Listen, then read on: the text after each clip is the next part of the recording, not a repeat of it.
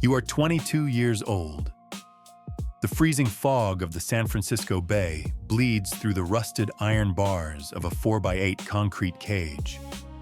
The air smells intensely of damp limestone, stale sweat, and the sharp chemical tang of institutional bleach. You are standing at the barred gate of your cell in B Block, listening to the relentless, synchronized marching of boots on concrete. You are watching the guards conduct the morning head count. You are calculating the exact frequency of their patrol routes. You are measuring the precise ratio of guards to inmates in the mess hall during the breakfast shift. You are estimating the structural blind spots in the exercise yard with terrifying accuracy, breaking it down to the exact seconds required to execute a fatal shivving without being exposed to the sniper towers. A drop of condensation falls from the ceiling onto your shaved head. You do not blink to shake it off. You take a small piece of smuggled lead pencil from your sock and enter an updated tally mark on the back of your bunk. This is where the Empire anchors its foundations inside a concrete tomb. Not in a sprawling penthouse suite or a heavily guarded mountain compound. It begins right here, shivering in the damp cold, dissecting the mathematical value of the penitentiary. It begins when you stop looking at the other inmates as fellow victims and start categorizing them entirely as tactical liabilities or exploitable assets. You're tracking the guards too closely. A low, raspy voice murmurs from the bottom bunk. It is your cellmate, an older man serving 3 consecutive life sentences. He is sitting on the thin, stained mattress, nervously bouncing his knee. He refuses to look at the patrolling guards. Instead, he stares obsessively at a small, intricately carved chess piece, a knight fashioned out of compressed, hardened prison soap. His son smuggled it to him a decade ago during a visitation, before visitation privileges were permanently revoked. He rubs his thumb incessantly over the soap horse's mane. The gesture is constant. It anchors his anxiety in the chaos of maximum security. "Just keep your head down and eat your slop," your cellmate whispers, slipping the soap knight back under his thin pillow. "We tolerate this concrete hell for 1 more year. Just 1. Then my appeal goes through the federal court. Then I get transferred back to a medium security facility upstate. We get to see the sky without wire mesh. We sleep without checking the locks." You nod silently. But deep inside your cognitive architecture, the framework of dominion is already compounding. 1 year, there is no medium security in this machine. There is only the solitary confinement holes where you rot in absolute darkness, and the shot caller's table in the recreation yard where you dictate who breathes the air in Alcatraz. You perceive with absolute chilling clarity that B Block is the bottom of the ocean, and the only mathematically acceptable trajectory is a violent surge toward the absolute summit of the prison economy. Level 1. The fish, the new inmate. For the first 4 years, your existence is exclusively physical and entirely disposable. You are the lowest operational unit. A fish. A new inmate wrapped in ill-fitting gray denim, acting as the yard's blunt instrument and designated scapegoat. Your world is reduced to scrubbing the mess hall floors, laundering heavily stained uniforms, and acting as the physical buffer between the established prison gangs and the tactical riot squads. You learn the operational syntax of compliance, the geometry of intimidation. If an inmate looks at a gang enforcer for exactly 3 seconds too long in the shower block, his resistance algorithm is building. He is testing the boundary. You calculate the trajectory of his psychological disobedience like plotting structural stress points on a suspended bridge. Your cellmate is always assigned to your work details in the laundry room. He works the same brutal 12-hour shifts pressing hot irons into heavy denim, but his internal processing is critically flawed. He operates on human sentiment. When you confront a younger, terrified inmate who is failing to pay his protection debt in smuggled cigarettes, your cellmate averts his eyes. Sometimes he secretly slips his own rations onto the younger inmate's tray, so the boy doesn't starve under the punishing extortion quota. You document this action and record the structural vulnerability it creates. Sentiment is a catastrophic software bug within the penitentiary. Sentiment introduces chaotic variables into a system that relies entirely on the cold, inflexible geometry of fear. If the young inmate realizes the yard possesses mercy, the psychological authority of the entire block degrades. The machine begins to rust. It is a suffocatingly dense Tuesday morning in November. A thick fog has rolled over the island, reducing visibility in the main recreation yard to almost zero. You are stationed outside a blind spot near the bleachers. The prison grapevine indicated a riot was imminent. Your cellmate is supposed to jam the yard gate with a stolen master lock to secure your extraction route back to the cells. But he is staring at the carved soap knight in his pocket, paralyzing himself with the morality of the ensuing turf violence. He completely misses the crucial 10-second timing window. You do not hesitate. You sprint toward the heavy steel gate, grab the heavy lock yourself, and slam the mechanism shut with a brutal mechanical efficiency, securing the perimeter exactly 4 seconds before the riot squad floods into the yard, holding tear gas canisters. You're not the same. Your cellmate tells you the following evening during lockup, his hands shaking around a cup of tepid water. He grips the soap knight fiercely. You didn't even flinch when the tear gas canisters dropped in the yard. You look at this entire prison block like it's just a grid on a chessboard. Grids don't bleed, you reply in a flat, clinical tone, wiping a speck of dust from your polished boots. Flesh bleeds, and flesh dies when it hesitates while staring at an old piece of carved soap. Your cellmate stiffens visibly. He places the soap knight on the small metal shelf between your bunks. This is the first time he has voluntarily surrendered the object from his operational space. You watch the harsh security lights bounce off the carved grooves. The psychological schism is widening irrevocably. Level 2. The block captain, the enforcer. The elevation occurs on a freezing evening in January. The yard administration has audited your flawless efficiency. You are no longer scrubbing laundry. You are enforcing the syndicate's will across the tiers. You are initiated by the Aryan Brotherhood and the prevailing black gangs simultaneously as a neutral block captain. You enforce the rules. A sharpened piece of steel shiv tucked securely in your sock replaces the smuggled lead pencil. Violence is no longer a chaotic yard brawl. It is an organized, corporate protocol. Your tactical induction happens in the soundproof depths of the subterranean boiler room. The shot caller sits casually on a rusted pipe. Your old cellmate is waiting outside the door, keeping watch. He was deemed too emotionally volatile for the ritual. This marks the first institutional segregation in your parallel timelines. The shot caller slides a heavy steel pipe wrench across the floor and points to a rival drug trafficker bound to a chair. You do not feel anger toward the trafficker. You do not feel blind loyalty to the shot caller. You simply calculate the density of the subject's kneecap, the required swing velocity, and the exact kinetic force needed to ensure absolute compliance without risking immediate lethal shock. You deliver the strike. The sound is a sickening, wet crack echoing against the concrete walls, but internally, within your neural matrix, it registers as nothing more than confirming an administrative checkbox on a digital spreadsheet. From that second forward, the operating system is overwritten. You are the architect.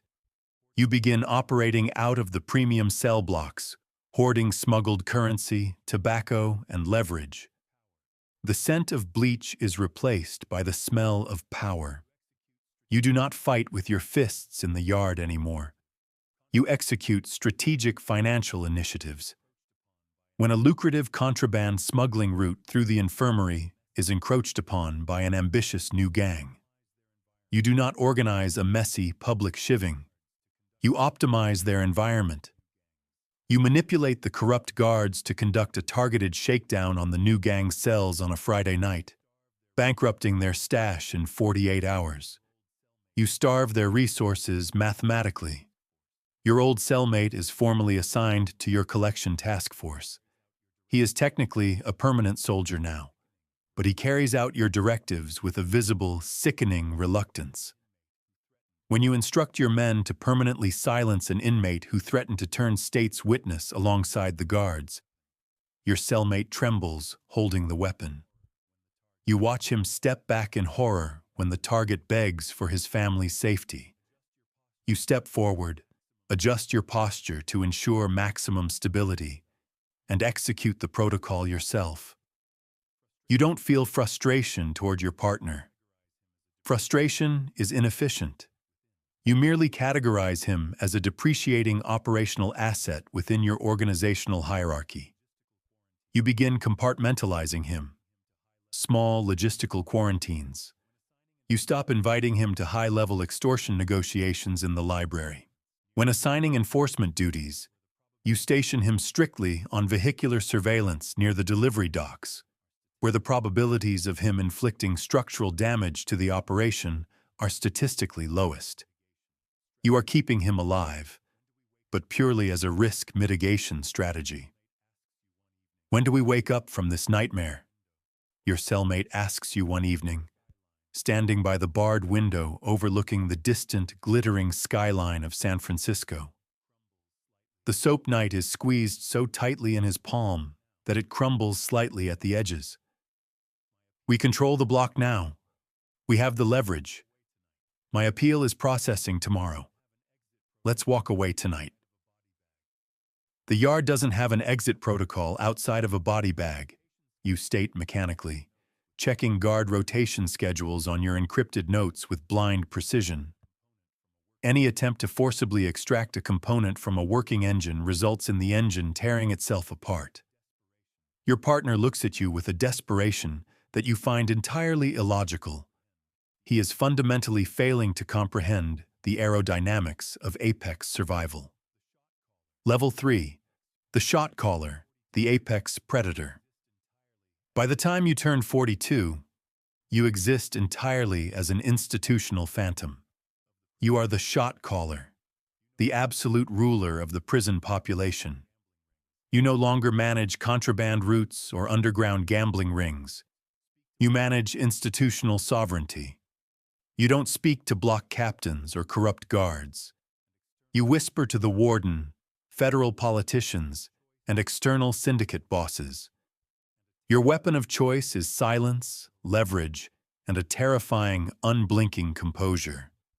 You have transcended physical brutality. The concept of swinging a pipe wrench yourself is absurd, an agonizingly poor allocation of your strategic bandwidth. Instead, you orchestrate psychological and financial devastation on an institutional scale.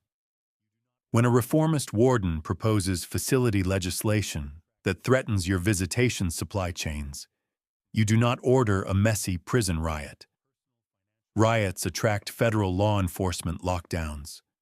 Instead, you access the warden's personal financial records through a compromised banking executive on the outside. You deposit $600,000 of untraceable offshore funds into an account under his wife's name. You leak the transaction IP logs to the hostile press. You sit in your solitary, luxurious cell, watching the warden's career, reputation, and entire life disintegrate on the smuggled television screen. No bloodshed, no chaotic variables, a pristine, sanitized neutralization. The empathy matrix has been completely formatted from your neural pathways. You do not sleep. You analyze variables into the night. You do not eat for pleasure. You consume raw data to optimize your decision-making. You occasionally remember a shivering boy standing in a damp cell, analyzing the guard routes. You occasionally remember a carved soap night. But these are merely fragmented data packets from an outdated operating system, safely quarantined behind firewalls of superior programming. The massive steel door to your cell slides open softly. Your chief lieutenant, a man who acts exactly like a perfectly tuned algorithm, steps inside. "Boss," he says, his voice devoid of any tonal variance, "we have a critical vulnerability in the delivery logistics. An older associate was caught leaking guard rotation schedules to the federal authorities, hoping to secure an early parole transfer. Standard protocol dictates an immediate public execution in the mess hall to restore total discipline." "Why are you disturbing my analysis with standard protocols?" you ask, your eyes never leaving the paperwork on your small desk. "Execute the protocol." "Boss, the associate requested a final audience. He claims a historical connection." You pause. The concept of a traitor requesting an audience is a statistical anomaly. "Bring him." Two massive enforcers drag a broken, terrified, graying man into your cell. The man is bruised, hyperventilating, and clutching his ribs.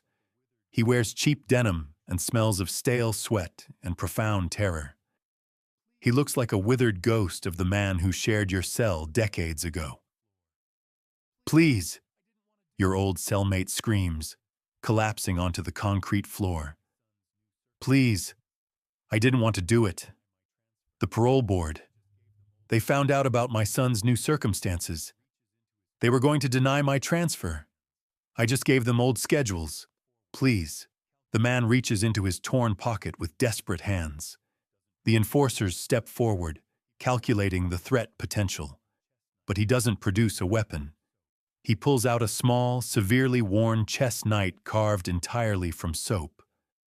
"My son gave this to me," your old cellmate chokes out, holding the soap knife up like a frail shield against a hurricane. "We survived the whole together. We froze in that block together. You know me, please, for the old days." The enforcers look to you, anticipating the inevitable nod of termination. The silence in the cell is absolute, broken only by the distant foghorns of ships in the bay and the pathetic, ragged breathing of the man on the floor. You look at the carved soap. According to every algorithm governing your dominion, the man is an informant. According to the unforgiving mathematics of Alcatraz, treason must be met with catastrophic violence to maintain structural integrity. If you commute the sentence, you introduce an unpredictable variable. You introduce mercy. You validate the virus of empathy, the very flaw that you systematically ripped from your own chest to ascend to the throne. You look at the soap. You look at the man's terrified eyes. For the first time in 20 years, the processing unit stutters. A critical error flashes in the supercomputer of your mind. You feel a sudden, suffocating pressure in your throat. A phantom vestige of humanity desperately trying to bypass the heavy encryption of your sociopathy. You stand up slowly. You walk over to the broken man. You reach down and take the cold soap knife from his trembling hand.